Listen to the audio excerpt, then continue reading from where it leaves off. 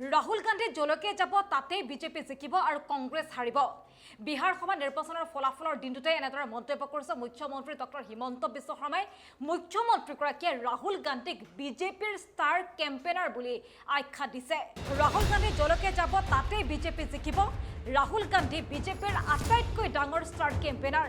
ৰাহুল গান্ধী জলকে যায় বিজেপি তাতেই জিকি যায় আৰু কংগ্ৰেছ হাৰি যায়।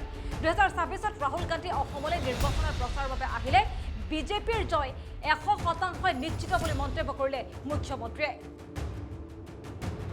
ৰাহুল গান্ধী যতে যাব তাতে বিজেপি ইলেকশন জিকিব।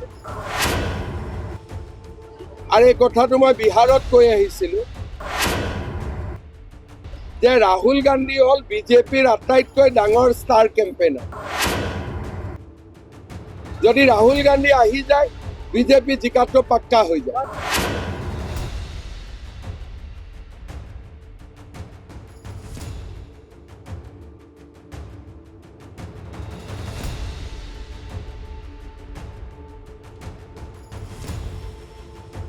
ৰাহুল গান্ধী যতে যাব তাতে বিজেপি ইলেকশন জিকিব।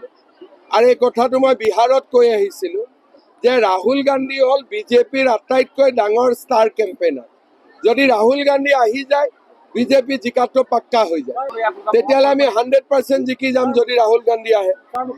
ৰাহুল গান্ধী যতে যাব তাতে বিজেপি ইলেকশন জিকিব। আৰু এই কথাটো মই বিহাৰত কৈ আহিছিলো যে ৰাহুল গান্ধী হল বিজেপিৰ আটাইতকৈ ডাঙৰ ষ্টাৰ কেম্পেইনাৰ।